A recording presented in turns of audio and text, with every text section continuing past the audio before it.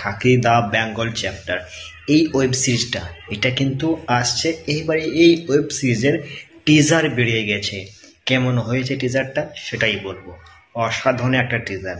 এই প্রথমবারের জন্য প্রসেনজিৎকে মানে একসাথে একটা ওয়েব সিরিজে নিয়ে এলো নীরাজ পান্ডে। তো যাই হোক, অসাধারণ একটা টিজার, খুব সুন্দর টিজার। জিতের যে লুকিংটা অসাধারণ লুকিং। এখানে প্রসেনজিতের যে চরিত্রটা নেগেটিভ চরিত্র, দেখেই বোঝা যাচ্ছে প্রসেনজিতের চরিত্রটা নেগেটিভ চরিত্র। এবারে জিৎ আইপিএস অফিসার এই মুভিতে, এই ওয়েব সিরিজে। আর এখানে প্রম্বতও আছে, আর মিঠুনের বেটা মিমোকেও দেখলাম এক ঝলকের জন্য।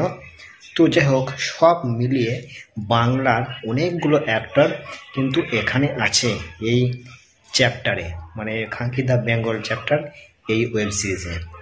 বাংলার অনেকগুলো মুখ আমি দেখলাম। এবারে মেন কথা হচ্ছে এটাই, এই ওয়েব সিরিজটা হিট হবে তো?